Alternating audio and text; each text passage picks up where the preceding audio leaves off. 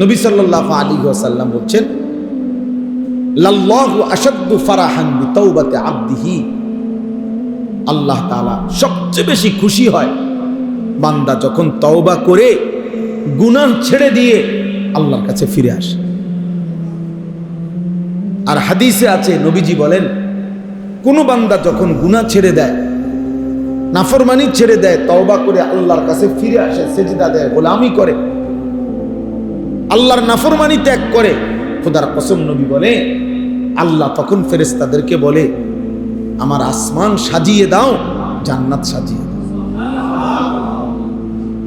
তো ফেরেশতারা আসমান সাজায়, জান্নাত সাজায়, আর বলে, আল্লাহ আসমান কেন সাজাইলেন, জান্নাত কেন সাজাইলেন? তো আল্লাহ তাআলা বলে, আসলাহাল আবদু মাওলাহু। আল্লাহ তখন বলে, শোনো ফেরেশতারা, আজকে এক গোলাম যে তার মনিব থেকে বহুদিন যাবৎ ভাইগা গেছিল, পলায়ন করছিল, আজকে সেই ভেগে যাওয়া পলায়নকৃত গোলাম তার মনিবের সাথে সম্পর্ক ঠিক করে নিছে। আমার এক গোলাম বহুদিন আমারে সেজদা দেয় নাই, আমার হুকুম মানে নাই, আমার নাফরমানির উপরে ডুবা ছিল, ওই আমার থেকে দূরে সরে গেছিল। আজকে আমার সেই গোলাম, আমার সেই বান্দা, আমার থেকে যে ভেগে গেছিল, আমার ভেগে যাওয়া বান্দা আমি মালিকের সাথে তওবা করে সম্পর্ক ঠিক করে নিয়েছি। আমি এই খুশিতে আসমান সাজিয়ে দিলাম, জান্নাত সাজিয়ে দিলাম। তাইলে আল্লাহ তাআলা সবচেয়ে বেশি খুশি হয় বান্দা যখন আল্লাহর দিকে ফিরে আসে। এজন্য হাদিসে আছে, আল্লাহর নবী সাল্লাল্লাহু আলাইহি ওয়াসাল্লাম বলেন, আকরাবু মা ইয়াকুনুল আবদু মির রাব্বিহি ওয়া হুয়া সাজিদ। নবীজি বলেন সাল্লাল্লাহু আলাইহি ওয়াসাল্লাম, বান্দা আল্লাহ তাআলার সবচেয়ে আকরাব, ঘনিষ্ঠ হয়, আল্লাহর সবচেয়ে ঘনিষ্ঠ হয় বান্দা কখন? নবীজি বলেন ওয়া হুয়া সাজিদ, বান্দা আল্লাহকে সেজদা করে। কখন? ওয়া হুয়া সাজিদ, যখন সে সেজদা। আমার শায়েখ আল্লামা মুফতি মুশতাকুন নবী সাহেব বলে, আল্লাহ যখন বান্দা যখন আল্লাহকে সেজদা করে, তো আল্লাহ মহব্বতে ওই বান্দার মাথায়, পিঠে হাত বুলায় দেয়, আদর করে দেয়, আদর করে দেয়। আল্লাহ যেন বলে, বান্দা আমারে সেজদা দিলা, যাও বান্দা, খুশি হলাম, খুশি হলাম। এজন্য নামাজ যার কপালে জোটে না, তার কপালের উপরে লানত। যার কপালে সেজদা না, থু থু তোর কপালে, থু তোর কপাল, লানত তোর কপাল, লানত তোর কপালে। সেজদা জোটে না, তোরে আল্লাহ বানাইলই কেন? যার কপালে সেজদাই জোটে। এমন বলবেন যে আপনি হুজুর লানত দিলেন। হ বেটা, আল্লাহ লানত দিছে। ওয়া ইন্না আলাইকাল লা'নাতা ইলা ইয়াউমিদ্দিন। কোরআন শরীফে আল্লাহ বলছে, ইবলিস তুই আমারে সেজদা দিলি না, আজকের থেকে নিয়ে কিয়ামত পর্যন্ত তোর উপরে আমি আল্লাহর লানত। কোরআন শরীফের আয়াত। তাহলে ইবলিসের উপরে আল্লাহ এই লানতটা কেন দিছে? কথা বলেন না কেন? সেজদা দেয় না দেখি। সেজদা না করার কারণে তো কি দিছে? কয়দিনের লানত? একবার, একদিনের লানত, কিয়ামত পর্যন্তের জন্য। তাইলে একটি সেজদা না দিলে যদি কিয়ামত পর্যন্ত লানত দেয়, একদিনে 5 ওয়াক্ত নামাজে এক নাফরমান কতগুলো সেজদা ছুটে গেছে। ফজরের নামাজের 4 রাকাত নামাজে 8টা সেজদা, জোহরের যদি 10 রাকাতও ধরি 20টা সেজদা, আসরের যদি 4 রাকাতও ধরি 8টা সেজদা, মাগরিবের যদি 5 রাকাতও ধরি 10টা সেজদা, এশার নামাজের যদি 9 রাকাতও ধরি 18টা সেজদা। একদিনে তোর কয়টা সেজদা ছুটে গেল? তুমি কি পরিমাণ লানতের যোগ্য হইলে? তুমি কি পরিমাণ অভিশপ্ত? আল্লাহ আমাদেরকে বুঝ দান করেন। এই জন্য প্রিয় ভাই বাবা, আমি এই জন্য প্রথমেই বলে নিলাম, 10 জন হোক, 5 জন হোক, 50 জন হোক, এটা কোনো কথা না। এক আল্লাহর বান্দার ফিকিরও বলা দরকার, একজনের জন্য আল্লাহর কথা শোনানো দরকার, ইসলাহ দরকার, সংশোধন দরকার। এই বলতে বলতে, শুনতে শুনতে, বারবার বলতে বলতে বলতে বলতে ঠিক কখন কার পরিবর্তন হবে, ঠিক কখন কোন দিন কে বদলে যাবে, সেটা মূলত আল্লাহর ফয়সালা। আমাদের দায়িত্ব বলতে থাকা, শুনতে থাকা, আয়োজন করতে থাকা। মূলত ফয়সালা, হেদায়েত কে দিবে? আল্লাহ। এতদিন ধরে ওয়াজ করি, কোন মানুষ তো ভালো হয় না। না, মানুষ সবাই ভালোই যাইতেইব, এটা জরুরি না, আমার বলা জরুরি।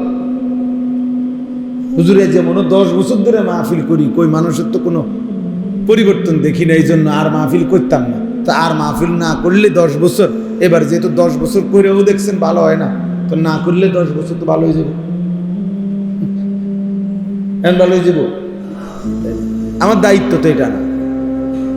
আমার দায়িত্ব তো কয়জন হেদায়েত পাইলো না পাইলো এটার হিসাব করা আমার দায়িত্ব, আমার বলা দায়িত্ব, বলতে থাকা। এই জন্য আপনারা, রাসেল ভাই সহ আমারে বলছে, আমি গেট দিছি, বাকিরাও আমি হয়তো সবাইকে চেহারা তো চিনি আলহামদুলিল্লাহ। আপনাদের এই হিলফুল ফুজুল নামে আপনাদের এই আয়োজন আপনারা ধারাবাহিক করবেন, ধারাবাহিক। 5 জন যদি আমনেগো সদস্য হন, আপনারা আগে নিয়ত করবেন যে দোস্ত আগে ওয়াদা করো আমরা 5 জন শুনবো কিনা। যদি বলেন তো 5 জন, তো হুজুরে কইয়া লইবেন আগে যে হুজুর আমরা সদস্য হইলাম 30 জন, বা আমরা 10 জন নিয়ত করছি পাক্কা যে আমরা ওয়াজ শুনবো, আমগো 10 জনের লেগে কইবেন নিকট।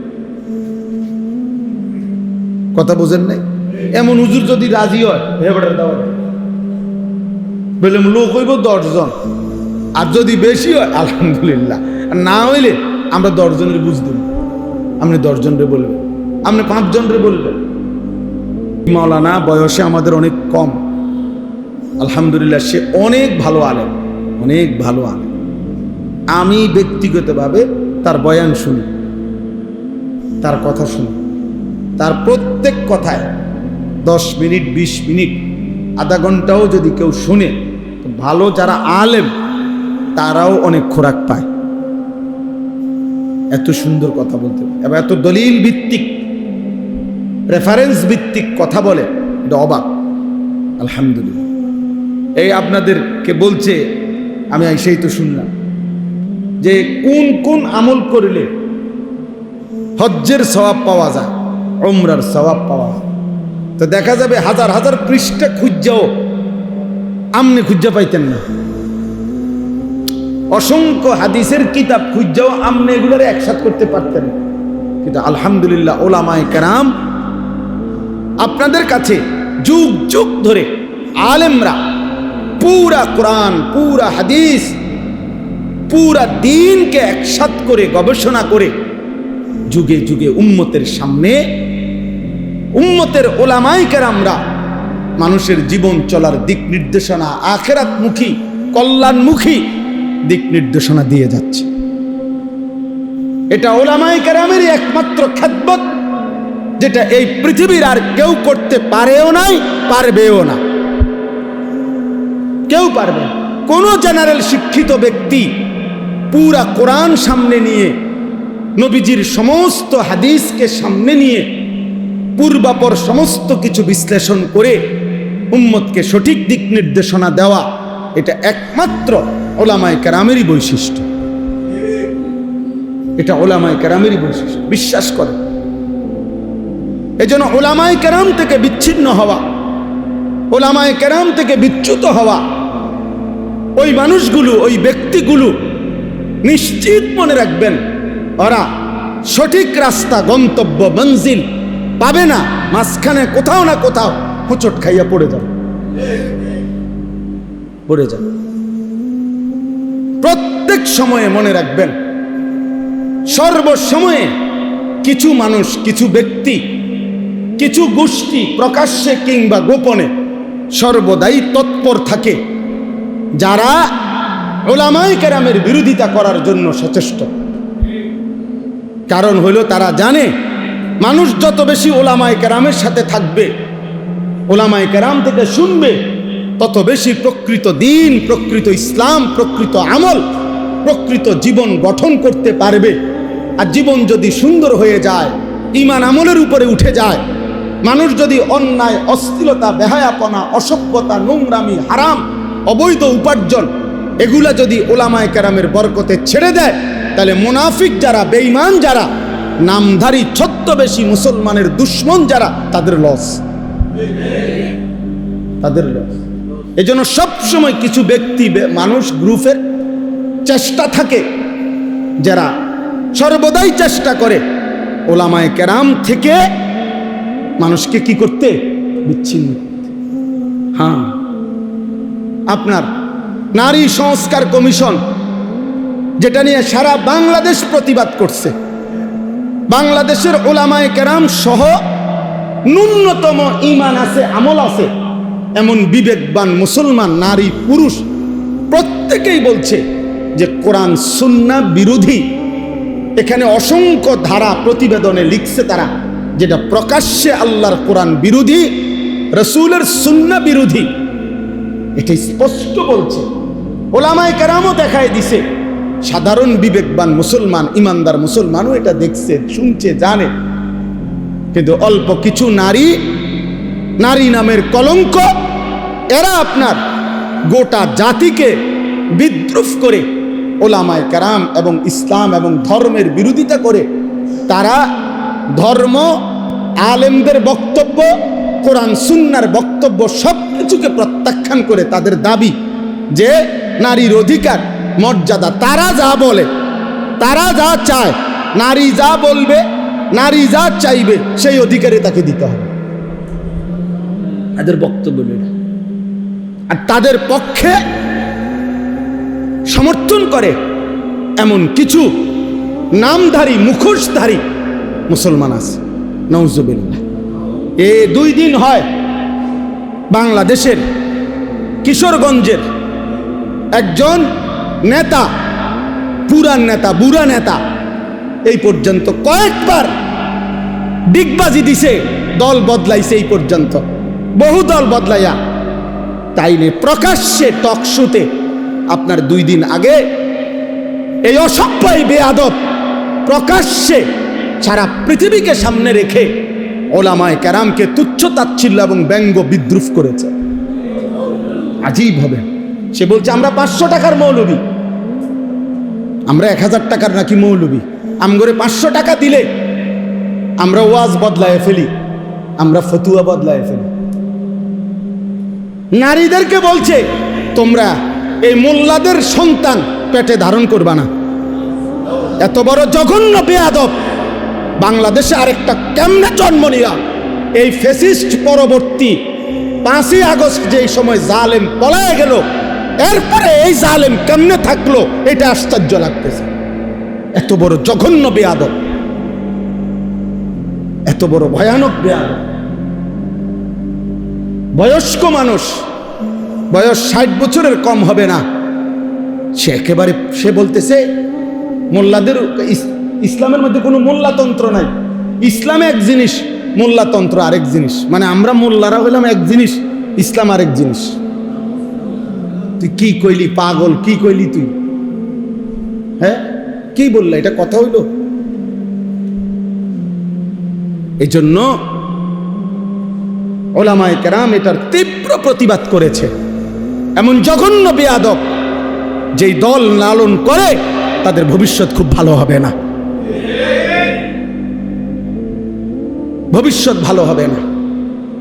এই নাফরমান, ওলামা বিদ্বেষী, আলেম বিদ্বেষী, সে নিজেকেও ডুবাবে, তার দলটাকেও ডুবাবে শেষ পর্যন্ত।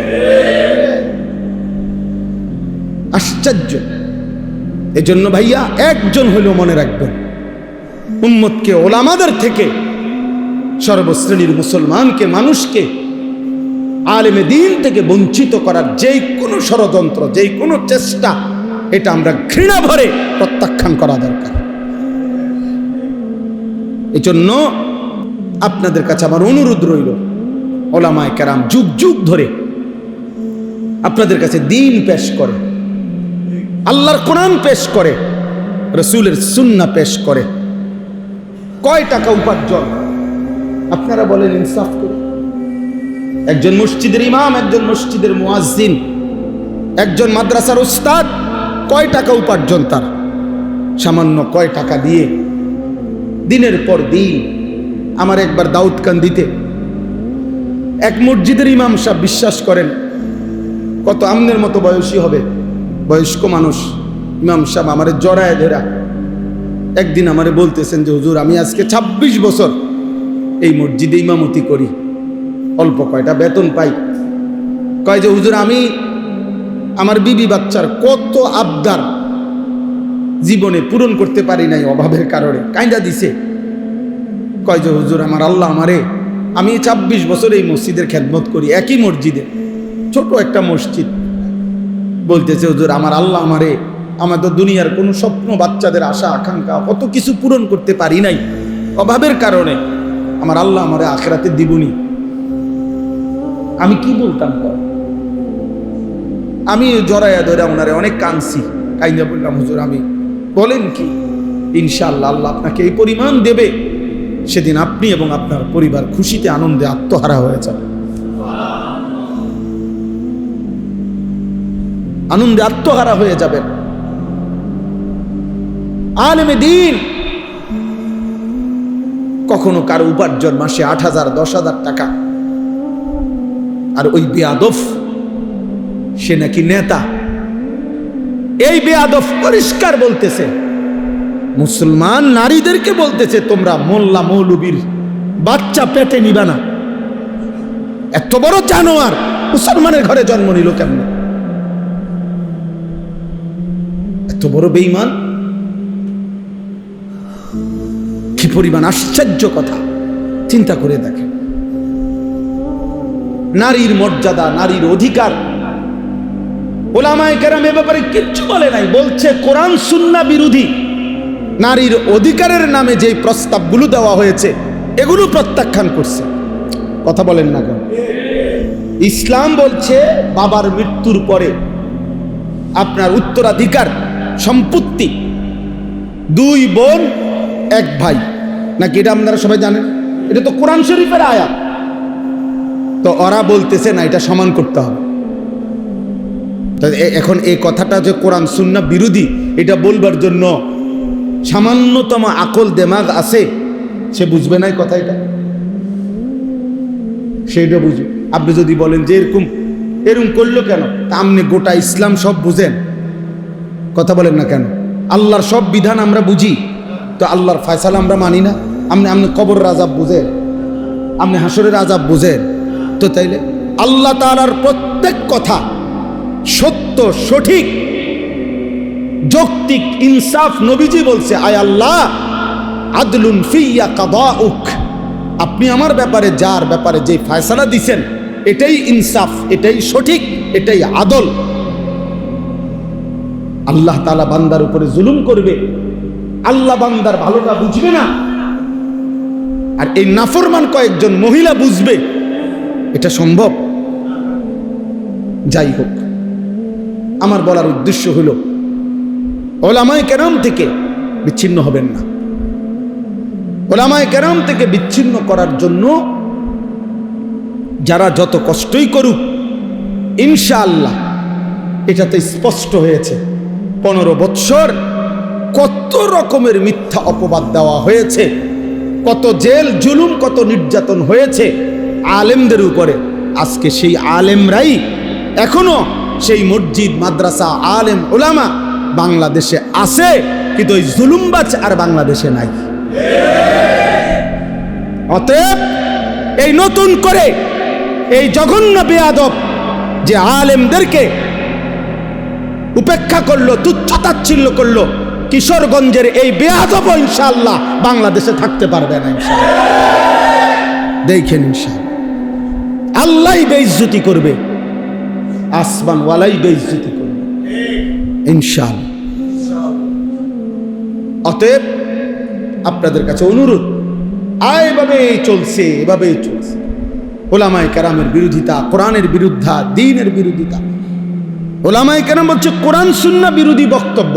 তুমি এটা না প্রমাণ করবা যে না এই কথাটা কোরআন সুন্নাহ বিরোধী নয়। কথা বলেন না কেন? যে আমরা এটা লেখছি এটা কোরআন সুন্নাহ বিরোধী নয়, এটা বুঝাই দিলেই তো। এটা জনগণকে বললেই তো যে হুজুররা মিথ্যা বলতেছে, না এটা কোরআন সুন্নাহ বিরোধী না, এটা কইলেই তো হয়। অথবা এটা বলেন যে কোরআন সুন্নাহ বিরোধী কথা বাংলাদেশের 95% মুসলমান মানতে হবে, এটা তো এটা কইয়া দেখো না, চাই না আমরা।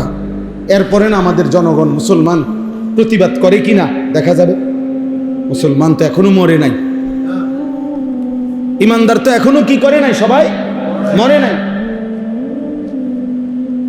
এই জন্য আমি আপনাদের কাছে বললাম আমরা প্রত্যেকে ইনশাআল্লাহ এই কোরবানি কিছুদিন আগে, কয়েক বছর আগে আমি নিজেও একবার পত্রিকা দেখছি, এক ভদ্রলোক পরামর্শ দিছে কোরবানিতে এই ব্যাপক পশু জবাই না করে এগুলো গরিব দুঃখীকে দান করে দিলে ভালো হতো। হেতের বুদ্ধি, হেতের বুদ্ধি। অর্থাৎ শরীয়তের একটি বিধানের জন্য যে টাকাটা খরচ হয়, এটা শরীয়তের এই বিধান পালন না করে উনার গরিব দুঃখীর লেগে মায়া লাগছে, গরিব দুঃখীর লেগে তুমি ভিন্ন টাকা উঠাইয়া মানুষদেরকে ভিন্নভাবে দান সৎকা করার জন্য উৎসাহিত করতে পারো না? এই দেশের মানুষের কোরবানির টিয়া দিয়ে গরিবকে দিতে হইব কেন? গরিবকে আলাদা টাকা দেওয়ার জন্য উৎসাহিত করতে আলেম ওলামারা নিষেধ করছে। কথা বলেন না কেন? নিষেধ করছে। আমরা বলছি যে গরিব দুঃখী এতিম অসহায়কে দিয়েন না, তো তুমি কোরবানির টাকা দিয়া গরিব দুঃখীরে দিবা কেন? কোরবানি না দিয়ে, এটা তো শরীয়তের বিধান। শরীয়তের বিধান কিনা? সাহাবায়ে কেরাম জিজ্ঞাসা করছে মা হাযিহিল আদাহি, হে আল্লাহ রাসূল কোরবানিটা কি? নবীজি বলছে সুন্নাতু আবিকুম ইব্রাহিম, তোমাদের পিতা ইব্রাহিমের সুন্নাত। এবার নবীজিকে জিজ্ঞাসা করছে ফামা লানা ফিহা ইয়া রাসূলুল্লাহ, হে আল্লাহর রাসূল কোরবানি করলে আমাদের লাভ কি? নবীজি বলছে বিকুল্লি শাআরাতিন হাসানা, প্রত্যেকটি পশমের মধ্যে এক একটা নেকি। তাহলে কোরবানি মানে পশু জবাই শুধু? এটা ইবাদত, পশমে পশমে নেকি। আচ্ছা আরো শুনেন, নবীজি সাল্লাল্লাহু আলাইহি সাল্লাম বলেন মা আমিলা আদমিন মিন আমালি ইয়াউমিন নাহর আহাব্বা ইলাল্লাহ মিন ইহরাকিদ দাম। আল্লাহ নবী সাল্লাল্লাহু আলাইহি সাল্লাম বলেন কোন মানুষ কোরবানির দিন আল্লাহর সবচেয়ে প্রিয় উত্তম আমল যা করে কোরবানির দিন, সেটা হলো ওই পশু জবাই। এরপরে নবীজি বলেন, এই হাদিসের 4টা অংশ, এই প্রথম অংশ বললাম। দ্বিতীয় অংশ নবীজি বলেন ইন্নাহু ইয়াতি ইয়াউমাল কিয়ামাতি বিকুরুনিহা ওয়া আশআরিহা ওয়া আজলাফিহা, ওই ব্যক্তি কোরবানি যে করলো কিয়ামতের দিন সে ওই প্রাণীর শিং, পশম এবং আজলাফ মানে পায়ের যে খুর আছে না, এই খুর, নবীজি বলেন সে শিং, পশম এবং খুরগুলো সহ হাসরের ময়দানে মিজানের পাল্লায় ওজনের জন্য নিয়ে আসবে। এখন কি অর্থ? কি অর্থ হইল শিং, খুর এবং পশম, পুরা সারা শরীর চামড়ার পশম। তাহলে এগুলো যেহেতু মিজানের পাল্লায় ওজন হিসাবে দিব, তো গোস্তটি হালাই দিব, তোমার তো গোস্ত হালাই দিব, এটা নিয়ে বুঝাইছে। বুঝাইছে মানে শিংটাও বাদ যাবে না, খুরটাও বাদ যাবে না, একটা পশমও কি যাবে না, বাদ যাবে না, পুরো আস্থা তার কোরবানিটা তার মিজানের পাল্লায় উঠানো। কি পরিমাণ নেকি হবে, কি পরিমাণ নেকি হবে! তো এটাকে খামখেয়ালি? এটা শুধু গরু জবাই। এরপরে 3 নম্বর অংশ, নবীজি সাল্লাল্লাহু আলাইহি সাল্লাম বলেন ওয়া ইন্নাদ দামা লা ইয়াকাউ মিনাল্লাহি বিমাকানিন ক্বাবলা আন ইয়াকা মিনাল আরদ। অর্থ কি? আগে কোরবানকে কোরবান বলে কেন? মানে এই যে পশু জবাই করার এই উৎসবটাকে, ইবাদতটাকে কি বলে? কোরবানিই বলে। কোরবান অর্থ হলো, কোরবান শব্দটি আরবি, এই আমি যে আয়াত পড়ছি এখানে আছে ইজ কাররাবা কোরবানান, তো কুরবান শব্দের অর্থ হলো কুরব, নৈকট্য অর্জন করা, কারো ঘনিষ্ঠ হওয়া। মানে কুরবানির মাধ্যমে সবচেয়ে কম সময়ে বান্দা আল্লাহর ঘনিষ্ঠ হয়, নৈকট্য অর্জন করে, এই জন্য কুরবানকে কুরবান বলা হয়। এখন সবচেয়ে কম সময়ে মানে কি, এটা আপনি ব্যাখ্যা দিলে বুঝবেন। ওই হাদিসের অর্থের জন্য বলতেছি। আপনি এমনি আগে বাংলায় বুঝেন, তাইলে হাদিসের তর্জমা বুঝতে সুবিধা হবে। মনে করেন একটা গরু, ছাগল, ভেড়া, বকরি, দুম্বা, মহিষ, এটারে মাটিতে শোয়াইল জবাইয়ের জন্য। কেমন? এখন আপনি বলেন এই গলা আর মাটি, মানে যে গলাটা যে শোয়াইলো জবাই করার জন্য, গলাতে তো কি লাগাবে? ছুরি দিবে। এখন গলার থেকে মাটি ব্যবধান করবে এক হাত, আধা হাত, 1 বিঘত, অথবা 4 আঙ্গুল 5 আঙ্গুল। আচ্ছা ধরি আমরা 1 বিঘত, সর্বোচ্চ 1 বিঘা কি 1 বিঘত, এর বেশি তো হবে না। তাহলে গলা থেকে মাটি ব্যবধান 1 বিঘত। এখন বলেন প্রাণীটা যখন জবাই করবে কোরবানির দিন, এই গলার মধ্যে যখন ছুরি চালাবে, তখন রক্তের ফোঁটা মাটিতে যে পড়বে, প্রথম ফোঁটা কয় মিনিট লাগবে? 2 সেকেন্ড ধরে নিলাম, 3 সেকেন্ড, এর বেশি তো না।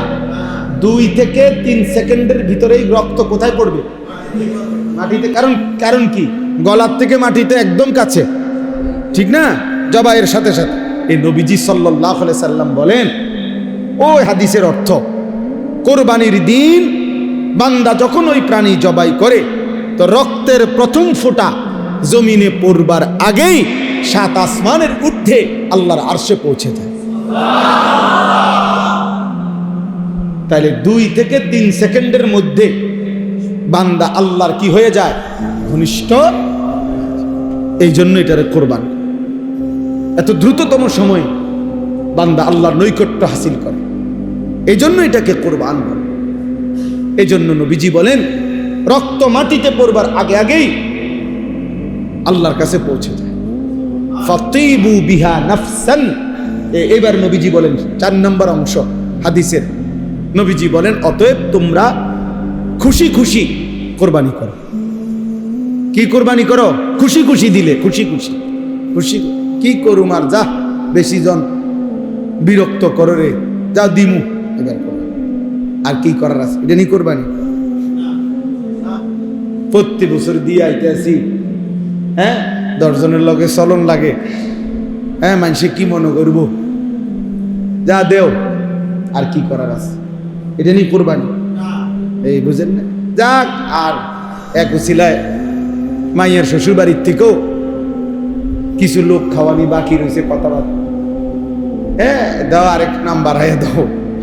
এই উছিলায় মানুষ 200 খাওয়াই দিলাম, 100 খাওয়াই দিলাম, এটা নিয়ে কোরবানি? এটাই ইবাদত। এটা কি?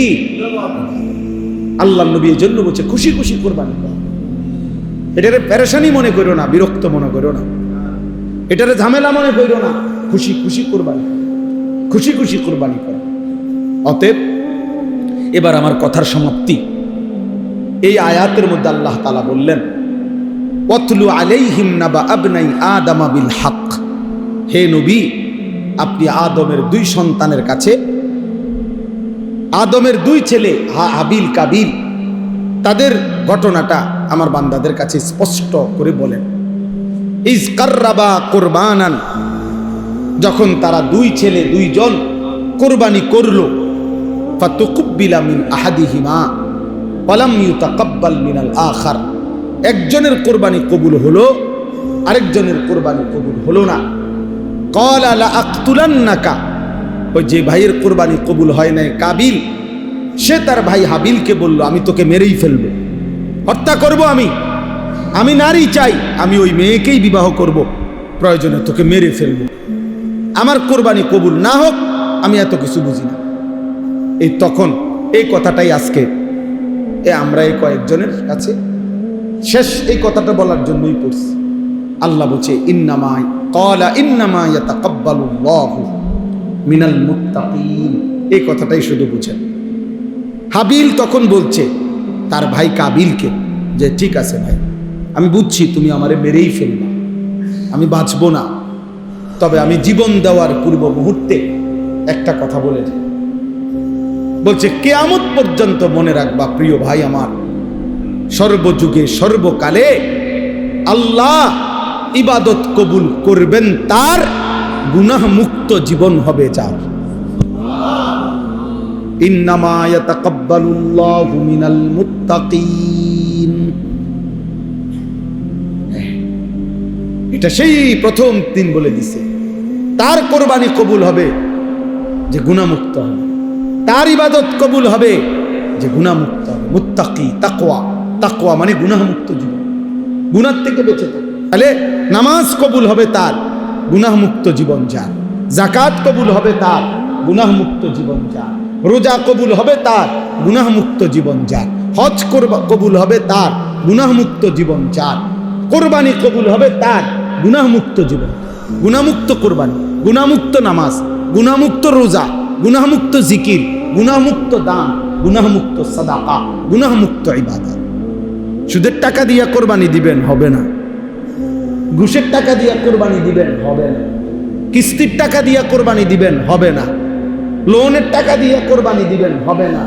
2 নম্বরই পয়সা কামাইয়া, ওজনে কম দিয়া, মিথ্যা বলিয়া মাল হইল 6 নম্বর, কইয়া লাইছেন 1 নম্বর। হ্যাঁ, বুঝেন না? যত রকমের 9 ধোঁকা প্রতারণা করে উপার্জিত যে সম্পদ, এটা তো হারাম। ওই হারাম সম্পদ দিয়া, অবৈধ রোজগার দিয়ে কোরবানি দিবেন, গোশত খাওয়া হবে, কোরবানি হবে না। কোরবানি হবে না, সিদ্ধ হবে, আর সে যাবে না। ফেসবুকে আসবে, ইউটিউবে আসবে, মাগার আরশে আজিমে যাবে, আরশে আজিমে যাবে। ইন্নামা ইয়াতাকাব্বালুল্লাহু মিনাল মুত্তাকিন। তাকওয়া জরুরি, তাকওয়া জরুরি। গুনাহমুক্ত জীবন, গুনাহ থেকে বেঁচে থাকা, হারাম থেকে বেঁচে থাকা, আল্লাহর নাফরমানি থেকে বেঁচে থাকা। অতএব আপনাদের কাছে প্রথম যে কথাটা বললাম, এই সবগুলো কথা এবার একসাথ করেন। 1 নম্বর কথা বলছি, নিজের ব্যক্তির সংশোধন, আখলাকের সংশোধন, ইসলাহ, এটা জরুরি। এটা কি ভাই? জীবন সুন্দর করা জরুরি। জীবন সুন্দরের জন্য মেহনত করা জরুরি। 2 নম্বর বলছি, এই হিলফুল ফুজুল যে কয়জন আছেন, এই কয়জনে উদ্যোগ নিয়ে যে আমরা শুনব, মানুষ হইব নি না, মানুষ হইতো না, আপনি শুনবেন নি, দেখা এই নিয়তে প্রতিনিয়ত ইসলাহি মজলিসের আয়োজন করেন। দেখবেন ইখলাস ও তাকওয়ার বরকতে আল্লাহর বান্দাদের দিলের মধ্যেও ছুঁয়ে যাবে, ছুঁয়ে যাবে। আর 3 নম্বর কথা হলো, উলামায়ে কেরাম থেকে কোনোভাবেই আমরা বিচ্ছিন্ন হব না। উলামায়ে কেরামের বিরুদ্ধে যারা কথা বলবে, আমরা তাদেরকে প্রত্যাখ্যান করব। 4 নম্বর কথা হলো, কোরবানি সহ নামাজ, রোজা, কোরবানি, হজ, সমস্ত ইবাদত, দান, সাদাকা, জিকির, তেলাওয়াত, সমস্ত ইবাদতের ক্ষেত্রে গুনাহমুক্ত থাকা, গুনাহ থেকে বেঁচে থাকা, এটা বাধ্যতা। এটার দিকে নজর রাখা। আল্লাহ আমাদের প্রত্যেককে তৌফিক দান করেন। আল্লাহ তাআলা আজকের এই মজলিসকে কবুল করে নেন। আল্লাহ তাআলা আগামী দিনেও এই মজলিসকে চালু রাখবার তৌফিক দান করেন। কোরআনুল কারীমের মধ্যে আছে, আল্লাহ তাআলা বলেন, ইন্নামাল মুমিনুনা ইখওয়া ফাআসলিহু বাইনা আখাওয়াইকুম। নিশ্চয়ই মুমিনগণ পরস্পর ভাই ভাই, অতএব তোমরা তোমাদের পরস্পর ভাই ভাই প্রত্যেকে একে অপরকে সংশোধন করে দাও। কোরআনুল কারীমের মধ্যে আছে, ওয়া ইন তাইফাতানি মিনাল মুমিনিনা ইকতাতালু ফাআসলিহু বাইনাহুমা। তোমাদের ঈমানদারদের মধ্যে যদি 2 দল, 2 গ্রুপ ঝগড়া করে, মারামারি করে, তো তোমরা তাদের মধ্যে সংশোধন করে দাও। কোরআনুল কারীমের মধ্যে আছে, আল্লাহ তাআলা বলছেন, ফাত্তাকুল্লাহা ওয়া আসলিহু যাতা বাইনিকুম, তোমরা আল্লাহকে ভয় করো এবং নিজেদের মধ্যে সংশোধন করে নাও। এরকম অনেক শব্দ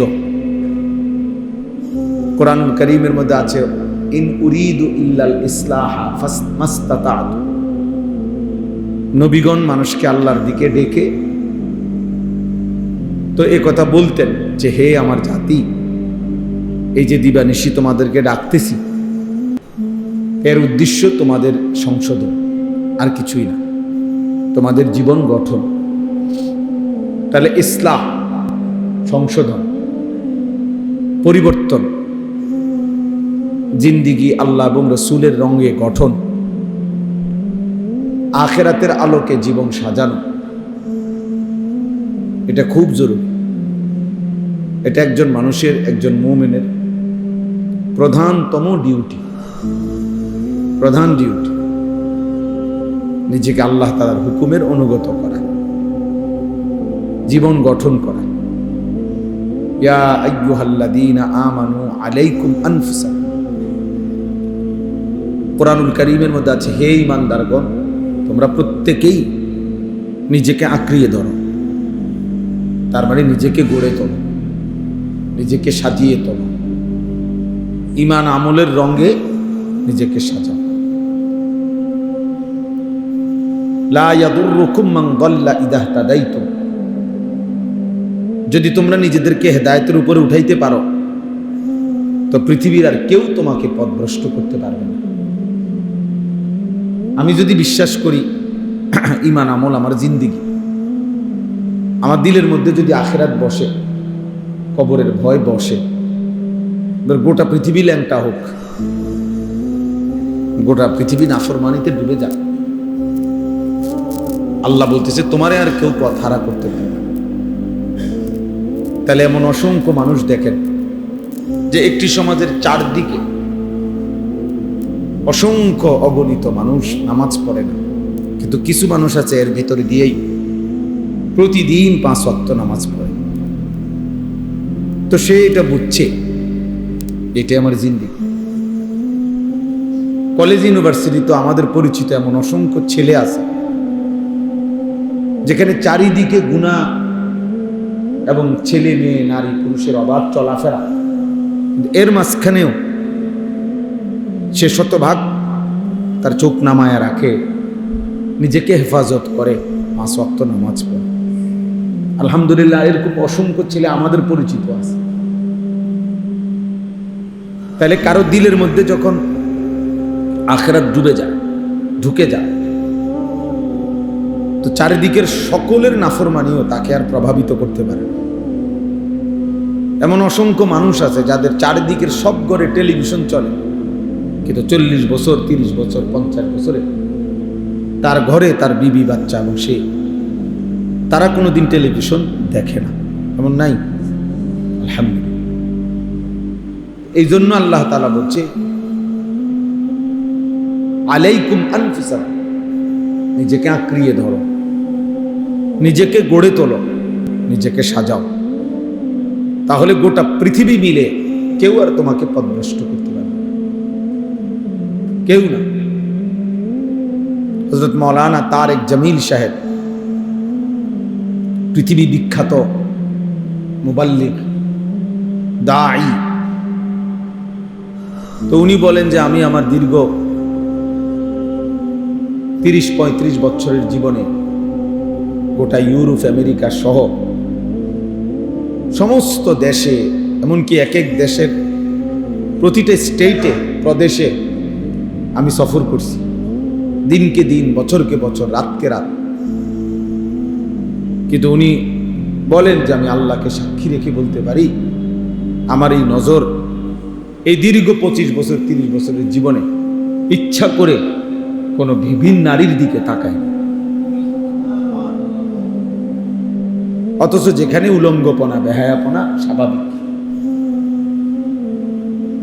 যেখানে পর্দা কিংবা ঢেকে ঢুকে চলা অস্বাভাবিক, সেইখানে ওইখানের ব্যাপারে উনি বলতেছে, ওইখানে থাকার চলার পরেও যাওয়ার পরেও আমি আমার নজর হেফাজত করছি।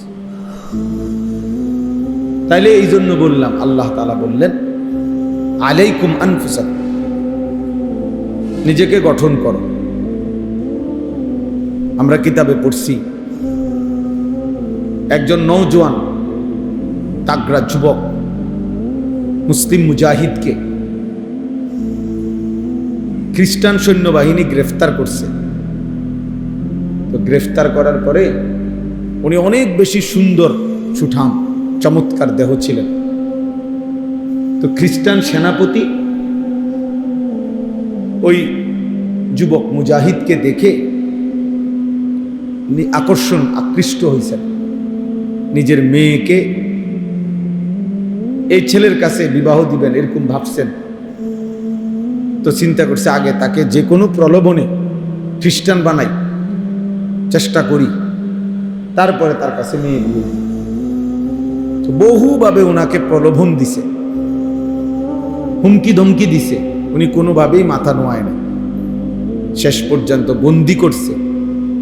আমরা উর্দু কিতাবে পড়ছি ওই যুবক মুজাহিদ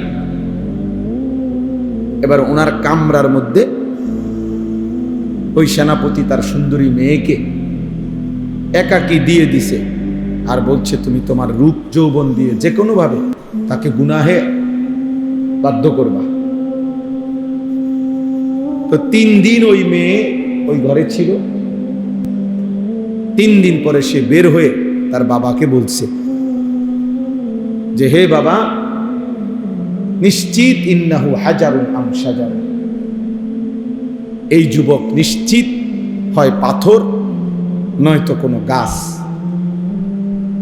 সে আসলে কোনো মানুষ না, মানুষের কোনো অস্তিত্ব, প্রাণ, অনুভূতি তার মধ্যে নাই। লা ইয়ালতাফিতু ইলাইয়া মাররাত, সে তো আমার দিকে একবারের জন্য চোখটা তুলেও তাকায় না। আমি আমার সব চেষ্টা করছি, হয়নি। তাইলে আলাইকুম আনফুসাকুম, নিজেকে মজবুত করা অনেক বড় নিয়ম, কষ্টসাধ্য কাজ, কষ্টসাধ্য কাজ, কিন্তু সম্ভব। সম্ভব, আল্লাহর দয়া হলে সম্ভব। এই সমাজে আমরা বাহ্যিকভাবে দেখলে মনে হয় নাফরমানির সয়লাভ, অসভ্যতার সয়লাভ, কিন্তু আলহামদুলিল্লাহ এর ভিতর দিয়েও হাজারো লাখো পাক্কা মুমিন ইমানদার নারী, পুরুষ, যুবক, কিশোর, বুড়ো আছে আছে যে 1000 বার জীবন দেবে প্রয়োজনে, কিন্তু আল্লাহর নাফরমানি করবে না। হারামের 1 লোকমা নেবে না, হারামের 1টা টাকা নেবে না। এই ভালো মানুষ, এমন উত্তম মানুষদের বরকতেই বাকি বাটফার সিটাররা খাইয়া যাইতেছে। ইমানদারদের বরকতে, কোরআনওয়ালাদের বরকতে, দ্বীনওয়ালাদের বরকতে, আল্লাহকে সেজদা দেনওয়ালাদের বরকতে। এটাই সত্য। এই পৃথিবী, আসমান এবং জমিন টিকে আছে আল্লাহ তাআলার নামের উপর, তাওহীদের উপর, লা ইলাহা ইল্লাল্লাহর উপরে। যেদিন আল্লাহ এই নাম থাকবে না, তো সেদিন আসমান ও জমিন থাকবে না। তাহলে আল্লাহর নামের উপরে কি টিকে আছে? আসমান ও জমিন টিকে আছে। তাওহীদের উপরে কায়নাত টিকে আছে। কোনো বাটপার, সিটার, সুদখোর, হারামখোর, কোনো বখাটে, দুশ্চরিত্র তাদের জন্য না। তারা ইমানদারদের উসিলায়, তারা প্রিয় বান্দাদের, আল্লাহর অনুগত বান্দাদের বরকতে ওরা খায়, ওরা চলে। এই জন্য বাফ, ইসলাহি মজলিস ছোট হোক, 10 জন হোক, 1 জন হোক, খুব দামি। কারণ নিজের পরিবর্তন, নিজের আখলাকের পরিবর্তন, নিজের জিন্দিগির পরিবর্তন, এই ফিকির আসা, গুনাহমুক্ত জীবন গঠন, আল্লাহর ইবাদতে অভ্যস্ত জীবন গঠন, এই কথা বিবেকে আসা, দিলের মধ্যে বসা, অনেক বড় নিয়ামত। আমল তো কম বেশি পরে না করবে, আগে তো দিলে বসতে হবে এই কথাটা যে আমার আল্লাহকে মানা উচিত, আমার গুনাহ ছেড়ে দেওয়া উচিত, আমার আল্লাহর আদেশ পালন করা উচিত। হাজারো লাখো যুবক, কিশোর, নারী, পুরুষ 30 বছরেও 40 বছরেও নাফরমান, তো এটা বুঝেও না যে এটা গুনাহ, সেটা ভাবেও না। আজকে 30 বছর টানা প্রতিদিন এক তালে সুদ খায়, এই হারাম করে তো জানেই না এটা গুনাহ।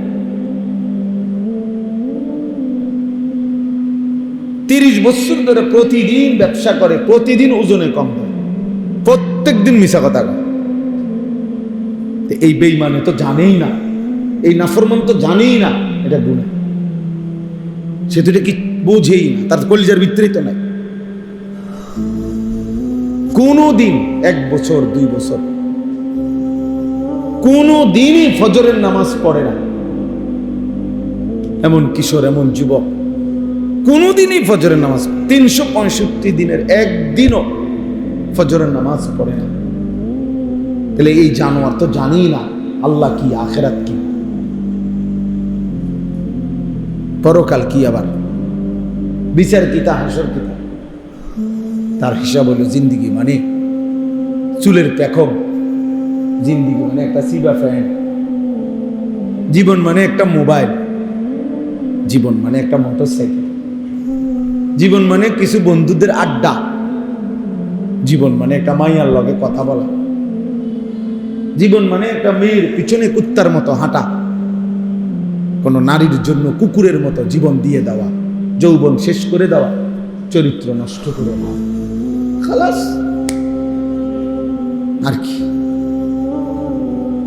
আর কি? তাহলে সে জীবন চিনল কি, বুঝলো কি?